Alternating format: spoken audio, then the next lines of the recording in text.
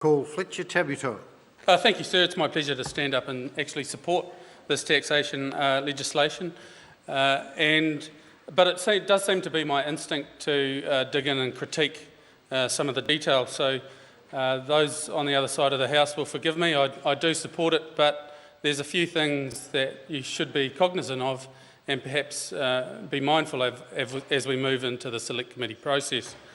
I just want to start off on a reality check, Mr Speaker. This government, the supposed advocates of business in New Zealand, only just now thought that this would be a good idea. It's been 7 years, we're getting into the 8th year, and despite its simplicity, actually, the analysis shows us that the US tax system has less pieces of tax rules than the New Zealand one. We in New Zealand are overburdened with rules on taxation. So the reality is, and the intent of this legislation is right, there is a need for simplification, and transformation in that sense is a very good thing. The bill describes itself as legislation that will simplify and improve the settings for the administration of the tax system.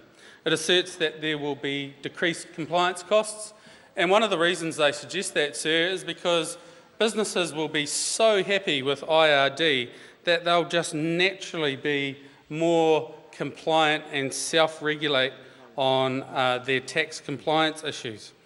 But this first phase doesn't look like it is aimed at big business, actually. The reality is this seems to be more about the individual, and unfortunately it actually doesn't seem to be much about simplification either. It's really about the end user, and the reality is the rules themselves are changing under this legislation.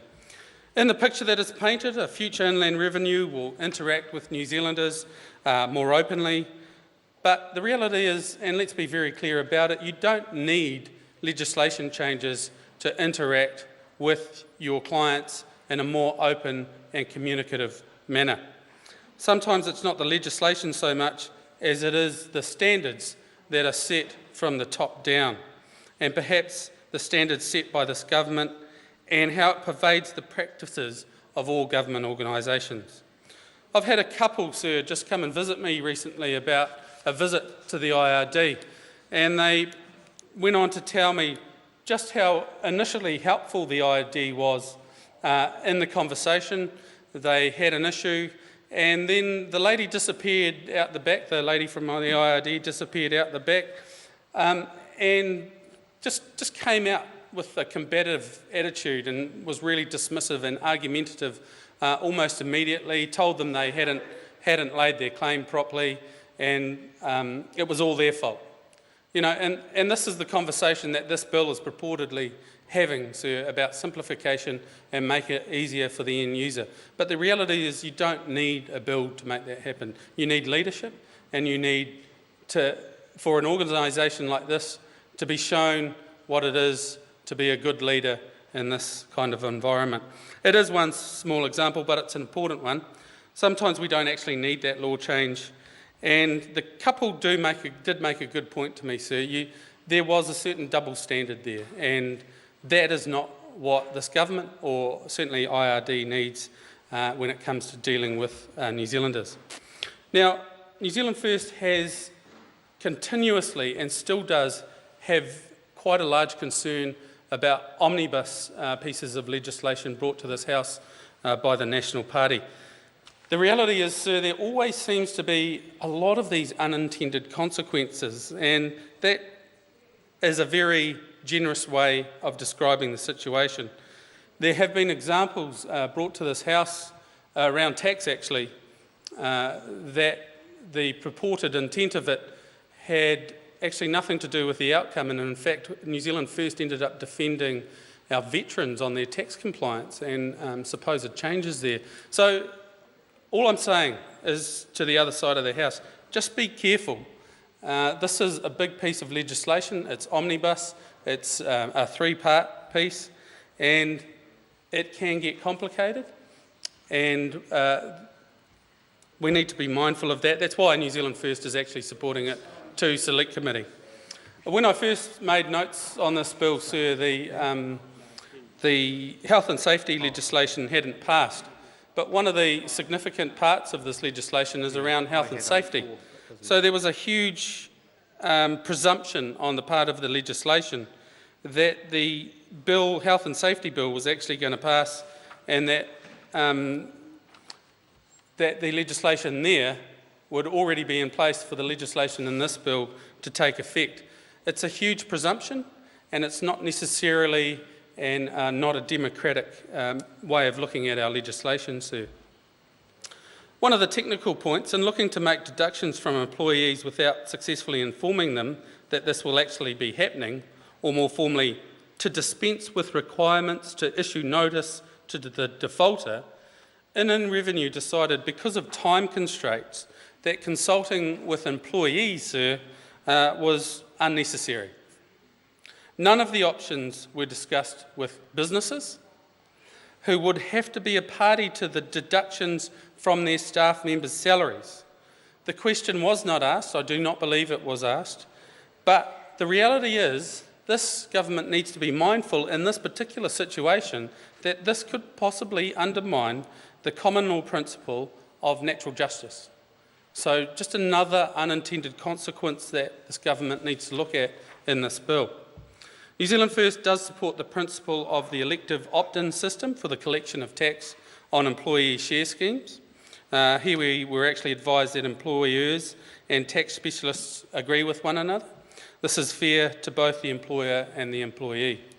Unfortunately, in this part, we have again an example of oversight and unintended consequences. The current KiwiSaver Act 2006 has currently no remedy for minors who are signed up to KiwiSaver unintentionally. This bill actually seeks to fix up this oversight in the other piece of legislation, but it doesn't address the fact that minors can still be signed up accidentally, and there's nothing to do about it until the problem arises. The process known as co-location, and this has been spoken about a little bit tonight from this side of the House, and the management of private information and the secrecy necessary does raise more questions. Inland Revenue sharing office space with other government departments, often in literally shared office spaces, will likely lead to the unintended consequence of private information being shared with those unauthorised recipients so frequently spoken of this evening. New Zealand First is highly concerned that the proposed solution to this is the watering down of current privacy laws, so that breaches of New Zealand privacy will actually occur without consequence or risk of sanction, Mr. Speaker. With regard to the strengthening of enforcement and employment standards, New Zealand First has always said that more and more Kiwis are being exploited in the workplace, especially new Kiwi citizens. And this government has just stood by and literally watched. There is without doubt a high level of non-compliance with employment standards. What has been discussed in this legislation is, in the support work for this legislation, is sound. New Zealand First is worried that if this is the only approach to this problem, the only solution, then it is actually too little, too late, Mr. Speaker. So I'd just like to conclude. The Minister himself said that Inland Revenue is regularly granted additional investigation funds, and my point here is that we agree with him in this instance. $1 given to Inland Revenue has resulted in $7 collected for large corporate tax avoiders, and we commend that, and we need to focus more on that. What we're seeing here, sir, is an attack on individuals.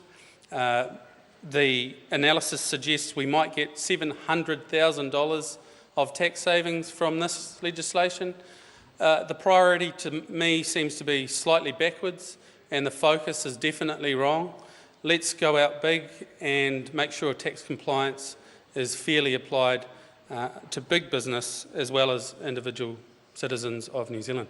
Thank you, Mr. Speaker.